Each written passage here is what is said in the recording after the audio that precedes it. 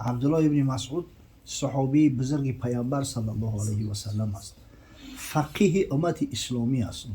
ما حنفی ها یک افتخار داریم که ریشه مذهب ما میروه به حضرت عبدالله ابن مسعود میرسه. بسیار یک افتخاری بزرگ است. زیرا که پیغمبر خدا صلی الله علیه و سلم بشارت داده است رضیت لامتی ما رضی له ابن ام عبد. از برای امتم هر فتوایی را که عبدالله ابن مسعود داده است من راضی هستم. من قبول کردم، قبول دارم. حضرت خود صحابه ها حبر میگفتند، یعنی عالم بینهایت متبحر و بزرگ، عالم بحری که مقصد که دیگه ته نداره، عمق شد دریافته نمیشود. در روایت اومده است که حضرت ابو موسی اشعری را یک مسئله را پرسان شدند، جواب گفت. بعدا نخست عبدالله ابن مسعود نزدشان اومد. عبدالله ابن مسعود را دیدن هم سوال تکرار کردن. انا گفتن که ابو موسی نمیخواد جواب داده است. گفت ابو موسی غلط کرده است در اینجا، درستشان هیخ میشود.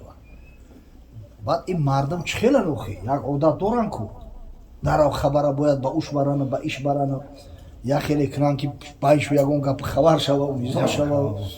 بله اومدن نزدی ابو موسی اشعری گفتن حضرت جان همون فتوای خود دادی عبدالله ابن مسعود را هیچی کرد، بیکارش کرد. گفت غلط گفت از درستشی خیلی میشود. آخه یا صحابای پیغمبرن یا بزرگای امتن، انمی اخلاق و آداب و تعلیم باید اینم یاد بگیریم. جوان مردی را ببینه تا کدام درجه های. گفت لا تسألونی مادام هذا حبر فیکم، مادامی که همین عالم بزرگی متبحر در بین تو هست هرگز برای سوال نکنید. ما حق نداریم که جایی که عبدالله ابن مسعود حضور داره فتوا بتیم. ما هممون مفتی شدگیم دیگه. با فکرم ایتا میشوه، با فکرم ایتا میشوه. از کوچه فتوا گذاشتگی نیسته، فتوا داده است. و یک آدم نیم شوخی و نیم جدی گفت که تاجیکی بو حج کی رفت مفتی میشوه دیگه. ای حج اومد دیگه فتوا را سر میکنه. این کاری هر بز نیست خیلی من گفتم. این مسئله فتوا مسئله جدی است. انا حضرت عبدالله ابن مسعود مفتی امت اسلام است. در میان صحابه پیامبر صلی الله علیه و سلم 7 شخصیتی هست که اینا مفتی واقعی هستند. فتوای هر کدامش اگر جمع کنیم برابر یک انسیکلوپدیا میشه. که ها همی 7 نفر. یکم حضرت عمر، دوم حضرت علی کرم الله وجهه، سوم حضرت عبدالله ابن مسعود، همین شخصی که صفت چه کرده استیم رضی الله تعالی عنه. چهارم مادرمون بیبی عایشه رضی الله تعالی عنها، در جای چهارم است مادرمون بیبی عایشه. تمام فتواهایی که وابسته به حیض است، به نفاس است، طریقه غسل است، همه همین صحابه از مادرمون سوال میکردن بفهمیدن. معامله و مناسبت مرد با زنش. در جای پنجم زید ابن ثابت میسته. در جای ششم عبدالله ابن عباس رضی الله تعالی عنهما. در جای هفتم عبدالله ابن عمر رضی الله تعالی عنهما. ببینید حضرت در جای سه ایستاده بین مفتی‌ها. از زمره شخصایی است که پیامبر خدا صلی الله علیه و سلم اعترافش میکرده، احترامش میکرده. در روایت امام بخاری اومده است که حضرت میگه استقرئ القرآن عن 4، قرآن از 4 نفر بگیره. همون 4 نفر یکیش عبدالله ابن مسعود است. 3 نفر مردم انصار است، در بینش عبدالله ابن مسعود قرشی، مقصد از مکه، از مهاجران. قرآن گفت از عبدالله ابن مسعود، از ابی ابن کعب، از معاذ ابن جبل و از سالم مولای حذیفه بگیره. دیره ببینه با یک افتخار میگفت حضرت که من 70 سوره قرآن به واسطه از زبان پاک پیامبر صلی الله علیه و سلم شنیدم. در روی زمین امروز کسی اما 70 سوره را مثل من نمیدونه. حتی میگه بار مردم انصار یک ناموسی قومی هست کو نزد ابی ابن کعب اومدن گفتن حضرت او شما سید طایفه، سید قرای قرآن، سید حفاظ. عبدالله ابن مسعود هم تعریف دسته. گفت مادام که عبدالله ابن مسعود که بگه راست میگه. همین حضرت بزرگوار مرد خدا روایت میکند و حدیث هم در صحیح بخاری اومده است. میگه همراه پیغمبر خدا صلی الله علیه و سلم نشسته بودیم. حضرت میگه با من مراجعت کرد، گفت اقرا علیه، در پیشم قرآن بخون. میگه با تعجب گفتم که یا رسول الله اقرا علیک و علیک انزل، قرآن بر شما نازل شده است، من چه خیلی جرأت میکنم که در پیش شما قرآن بخونم. قرآنی که سینه بزرگی تو برداشت دستش برای مردم نرم لطیف کرده دو دستش و تو حامل قرآن یا رسول الله، چه خیلی من جرأت میکنم در پیش تو اخلاقی کنم قرآن بخونم. حضرت گفت فإنی احب ان اسمعه من غیری، من دوست می‌دارم که قرآن از زبان یک کسی دیگر گوش کنم و لذت ببرم. الله اکبر. پیغمبر خدا حامل قرآن دوست می‌داشت است که یک قاری تلاوت کنه بخونه و لذت ببره. در نماز خدای نکرده اگر هم قاری اندک درست‌تر گرفت قول قاری را میکنه. بچه درازی بعد گرفتی تو نمیدونه که نماز کوتاه گرفتن در کار. اگر همه مشکلی در سر هم قاری بیچاره نگروسکه در بالای قاری او بیچاره خونده است در تشویش یکی گم نکنم، یکی اون کلمه‌اش عوض نکنم که نماز مردم فاسد شود. این بچه این اخیرش چی بشیده باشه؟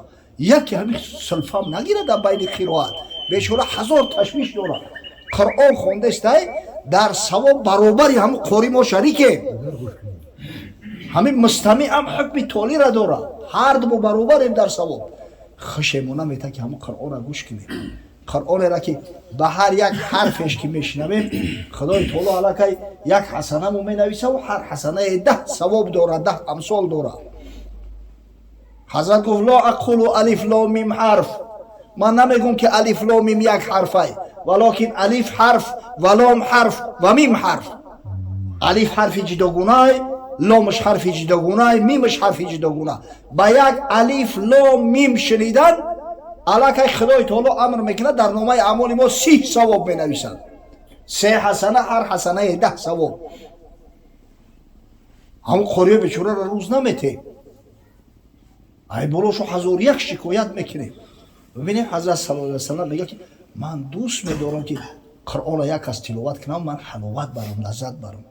آدم گوش کننده حقیقتا رسلب لینیایوخی فکر نکنه، یکون مشکل نداشته باشه، نگه که یکی گم میکنم در تشویش نباشه، همه وش یادش در قرآن لذت میبره، کیف میکنه، یکون مسئولیت نداره. افسوس صد افسوس که پیش چشم که نور عرفان نیست، گر بود آسمان نمایان نیست. قرآن کتاب روی میزی هر کدام ما و شما باید باشد. قرآن دستورالعمل حیات ما باید باشد. با قرآن زندگی و عمل کنیم، همیشه وقتی خالی بونو با تلاوت قرآن بگذرونیم. آخه ما با افتخار میگیم که در مذهب حضرت امام اعظم ابو حنیفه هستیم. در مناقب امام اعظم ابو حنیفه رحمه الله ببینه هر روز ختم قرآن داشت حضرت، هر روز یک ختم شب، یک ختم روز، یک ختم دیگر ختم مردم در نماز، در نمازی تراویح. الله اکبر. خدا برکت به تمام شیر مردایی را که نمیگن که سین سالی ما دیگه گذشته، سعی میکنن علاقه فرزندارن شاید نبیردارم شیده باشن، با سعی میکنن که قرآن حفظ کنن، قرآن بردارن و برای این میدونن که اهل قرآن اهل الله هم.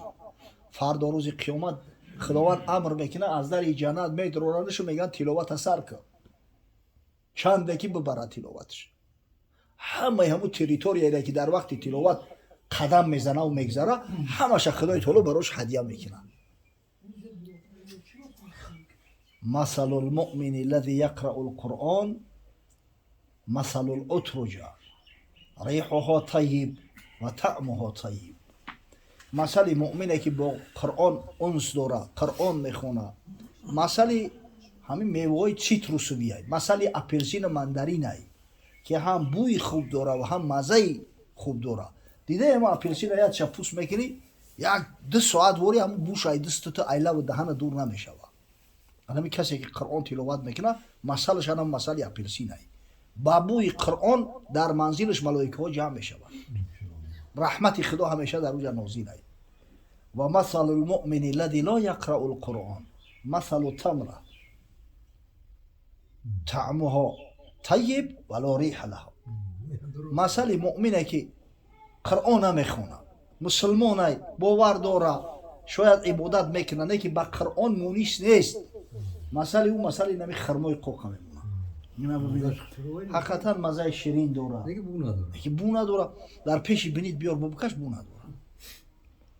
مثل المنافق الذي يقرأ القرآن مثل ریحانه طعمها مر و ریحها طیب.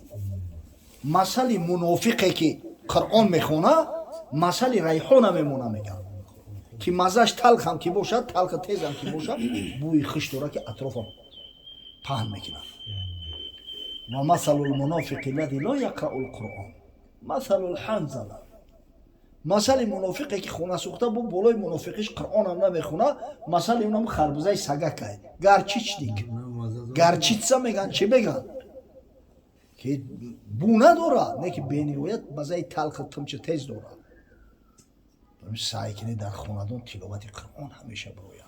همیشه در خونه ما باید صدای تلاوت قرآن بلند شود.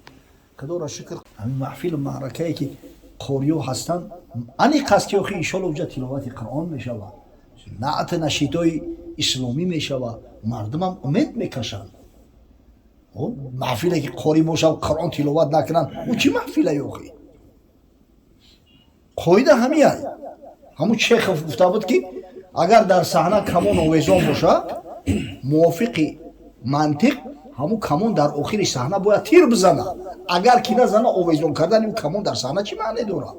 انا محفل هم که قاری داره همه منطقا باید که قاری ها تلاوت کنن بخونن، انشالله مردم لذت ببرن. از خدای بزرگ امیدی او را داریم که پروردگار این محفل خیر مبارک بگردونه.